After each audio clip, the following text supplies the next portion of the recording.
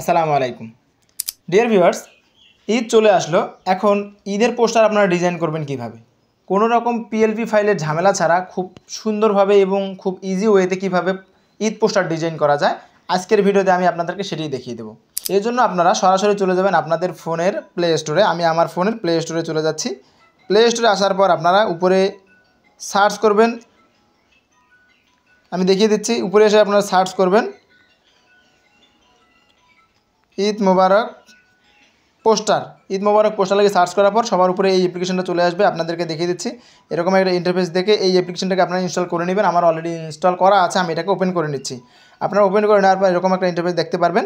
এখানে আপনি শুধু ঈদ মোবারক নয়, ঈদ মোবারক ছাড়াও আরও অন্যান্য যে বিশেষ দিনগুলো রয়েছে সেই দিনগুলোরও আপনারা কিন্তু এখান থেকে পোস্টার ডিজাইন করতে পারবেন। উপরের দিকে একটা লাইন দেখতে পারবেন, এখান থেকে আমরা ডান দিকে স্ক্রল করব বা সোয়াইপ করব। এরপর আপনারা জুম্মা মোবারক দেখতে পারবেন, ঈদ উল ফিতর দেখতে পারবেন, মাহে রমজান দেখতে পারবেন। আমরা যেহেতু ঈদ উল ফিতরের পোস্টার ডিজাইন করবো, এই জন্য ঈদ উল ফিতরের উপর ক্লিক করে দিলাম। ক্লিক করে দেওয়ার পর এরকম একটা অ্যাড চলে আসবে। যেহেতু আমরা ফ্রিতে ব্যবহার করবো, এই জন্য আমাদেরকে অ্যাডভার্টাইজমেন্ট দেখার একটু দরকার হবে। এই জন্য আমরা এটাকে ফ্রিতে ব্যবহার করতে পারবো। এখান থেকে আপনারা নিচের দিকে স্ক্রল করে যেই পোস্টারটা আপনার পছন্দ হয় সেই পোস্টারটাকে কিন্তু আপনারা আপনাদের কাজের জন্য ব্যবহার করতে পারবেন। আমরা এই পোস্টারটাকে ব্যবহার করবো, এই জন্য এটার উপর ক্লিক করে দেবো। এরপর আমরা আনলকের উপর ক্লিক করে দেবো। আনলকের উপর ক্লিক করে দেওয়ার পর আবারও অ্যাড চলে আসবে। যেহেতু আমরা এটাকে ফ্রিতে ব্যবহার করবো, এই জন্য একটু অ্যাড আমাদেরকে দেখতেই হবে। অ্যাড দেখা শেষ হলে আমরা ওপেন নাও এর উপর ক্লিক করে দেবো। এরপর এরকম একটা ইন্টারফেস যখন চলে আসবে, এখন আমরা ক্যামেরা অথবা গ্যালারির উপর ক্লিক করে দেবো। এরপর আমাদের পছন্দ মতো ফটোকে আমরা এখানে অ্যাড করে নিব। আমি একটা ক্যামেরা থেকে আপাতত আপনাদেরকে একটা ছবি তুলে আপনাদেরকে দেখাচ্ছি।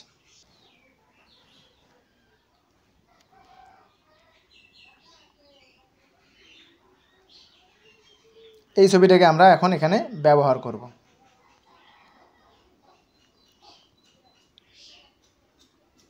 এটাকে আমরা পজিশন মতো এখানে বসিয়ে দেব। আপনারা আগে থেকেই এখানে ব্যবহার করার জন্য ছবি তুলে ছবিটাকে সুন্দর করে গ্যালারিতে রেখে দিবেন, দেন আপনারা এখান থেকে এটাকে ব্যবহার করবেন। আমি এটা আপনাদেরকে খুব শর্ট সময়ের মধ্যে দেখিয়ে দিলাম, আপনারা সুন্দর করে এটাকে ব্যবহার করবেন। এরপর আমরা এখানে আপনার নাম লিখনের উপরে ক্লিক করে এখানে আমরা আমাদের নামটাকে বসিয়ে দেব।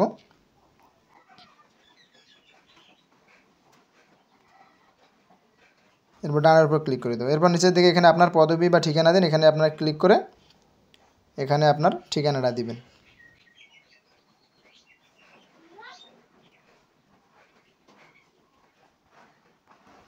আমি আমার ঠিকানাটা এখানে দিয়ে দিলাম। আপনারা চাইলে এখানে আপনার পদবিও ব্যবহার করতে পারেন। এরপর আপনারা উপর দিকে সেভ নামে অপশনটা দেখতে পাচ্ছেন, এখানে আপনারা এই সেভের উপর ক্লিক করে দেবেন।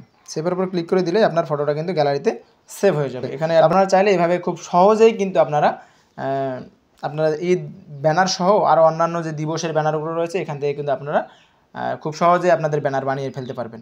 আর যদি এর থেকেও আপনারা উন্নত মানের ব্যানার তৈরি করতে চান বা সব কিছু এডিট করতে চান, সেক্ষেত্রে কিন্তু আপনার পিক্সেল ল্যাবের সাহায্যে আপনাদেরকে ব্যবহার করতে হবে। আর পিক্সেল ল্যাবের কিন্তু বিভিন্ন পিএলপি ফাইল আছে, ওগুলো অনেক সময় কিনা লাগে, আবার অনেক সময় ফ্রিতেও পাওয়া যায়। যারা এর থেকে ভালো এডিট শিখতে চান তারা কমেন্টে অবশ্যই জানাবেন। যদি আপনারা পিক্সেল ল্যাবের এডিটটা শিখতে চান তাহলে অবশ্যই আমি আরেকটা ভিডিও নিয়ে আসবো ইনশাল্লাহ। তো ভিউয়ার্স, দেখা হচ্ছে নতুন কোনো ভিডিওতে। ততক্ষণ পর্যন্ত ভালো থাকুন, সুস্থ থাকুন। আসসালামু আলাইকুম।